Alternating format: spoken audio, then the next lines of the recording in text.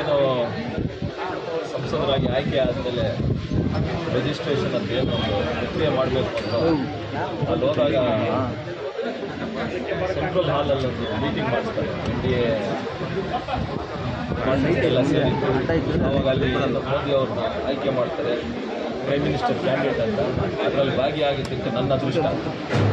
ಯಾಕಂದರೆ ಕುಮಾರಸ್ವಾಮಿ ಅವ್ರ ಜೊತೆ ನಾನು ಅವ್ರ ಜೊತೆ ಕೂತ್ಕೊಂಡು ಕುಮಾರಸ್ವಾಮಿ ಅವರು ಭಾಷಣ ಮಾಡಿ ಏನು ಅವೆಲ್ಲ ನೋಡಿದ್ದಕ್ಕೆ ಮತ್ತು ಎಲ್ಲ NDA ಪಕ್ಷದ ಮುಖಂಡರು ಎಲ್ಲರೂ ಭಾಗಿಯಾಗಿದ್ದು ನನ್ನ ಅದೃಷ್ಟ ಅಂತ ಹೇಳಕ್ಕೆ ಇಷ್ಟಪಡ್ತೇನೆ. ಏನು ಪ್ರಮಾಣ ವಚನ ಸ್ವೀಕಾರ ಮಾಡ್ತಾರೆ ಅದು ಒಂದು ರಾಷ್ಟ್ರಪತಿ ಭವನಲ್ಲಿ ಏನು ಒಂದು ಆಯ್ತು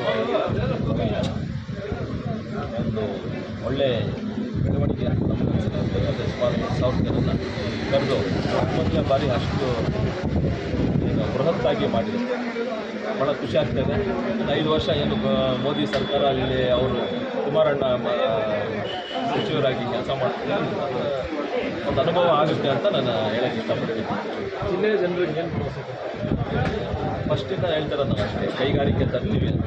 ಅದ್ರ ಜೊತೆ ಏನು ನಮ್ಮ ಇವಾಗ ಕುಮಾರಣ್ಣನಿಗೆ ಹೆವಿ ಇಂಡಸ್ಟ್ರೀಸ್ ಅಂತ ಸ್ಟೀಲ್ ಏನು ಕೊಟ್ಟಿದ್ದಾರೋ ಅದು ಒಂದು ಅದೃಷ್ಟ ಅನಿಸುತ್ತೆ ನಮ್ಮ ಕೋಲಾರ ಜಿಲ್ಲೆಗೆ. ಯಾಕಂದರೆ ಇವಾಗ ಇಂಡಸ್ಟ್ರೀಸ್ ತರೋಕ್ಕೆ ಈಸಿ ಆಗುತ್ತೆ. ನಮ್ಮ ಏನು KGF ಅಲ್ಲಿ ಎಲ್ಲ ಸಿಗ್ತಾ ಇದೆ. ಅದ್ರ ಜೊತೆ 12,000 ಎಕರೆ ಏನು BGM ಅದರಲ್ಲೂ ಒಂದು ಕೈಗಾರಿಕೆ ಮಾಡ್ಬೋದು ಅಂತ ಪ್ರಸ್ತಾವ ಆವಾಗಲೇ ನಾನು ಹೆವಿ ಇಂಡಸ್ಟ್ರೀಸ್ ಸೆಕ್ರೆಟರಿ ಅವರು ಮತ್ತು ಜಾಯಿಂಟ್ ಸೆಕ್ರೆಟರಿ ಏನು ಮೀಟಿಂಗ್ ಮಾಡಿದ್ರು. ಏನೋ ಒಂದು ಖಾತೆ ಹಂಚಿಕೆ ಆದಮೇಲೆ ಕ್ಯಾಬಿನೆಟ್ ಮೀಟಿಂಗ್ ಆದಮೇಲೆ ಸಂದರ್ಶನ ಮಾಡಿದ್ರು. ಆವಾಗಲೇ ನಾನು ಹೇಳಿದ್ದೀನಿ. ಅದರಿಂದ ನಮ್ಮ ಶ್ರೀನಿವಾಸದಲ್ಲೂ KIDB ಲ್ಯಾಂಡ್ ಅಕ್ವೈರ್ ಭರವಸೆ ಇವಾಗ ಬಂದಿದೆ. ಯಾಕಂದರೆ ಹೆವಿ ಇಂಡಸ್ಟ್ರೀಸ್ ಕೊಟ್ಟಿದ್ದಕ್ಕೆ ಅಂತ ಹೇಳೋಕ್ಕೆ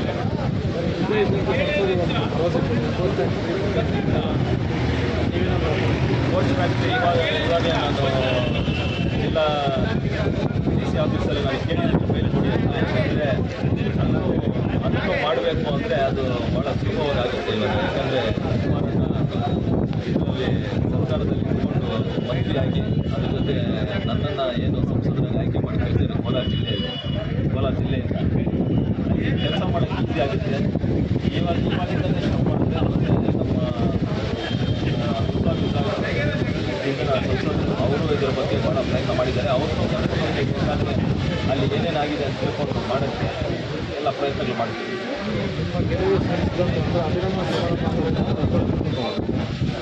ಯಾಕಂದರೆ ಇವಾಗ ಸೆಷನ್ಸ್ ಮತ್ತು 24 ಏನು ಇವರು MLAಗಳಿದ್ದಾರೋ ಅವ್ರ ಜೊತೆನೂ ಮಾತಾಡಿ ಕೋಲಾರ ಜಿಲ್ಲೆಗೆ ಏನೋ ಒಂದು ಒಳ್ಳೆ ಕೆಲಸಗಳಾಗಬೇಕು ಅಂದರೆ, ಯಾಕಂದರೆ ಬರೀ JDS BJP ಅಂತಲ್ಲ, ಅವರು MLAಗಳು ಇದ್ದಾರೆ, ಅವ್ರಿಗೂ ಅಧಿಕಾರ ಇದೆ, ಅವ್ರ ಸಹಕಾರನೂ ಬೇಕು.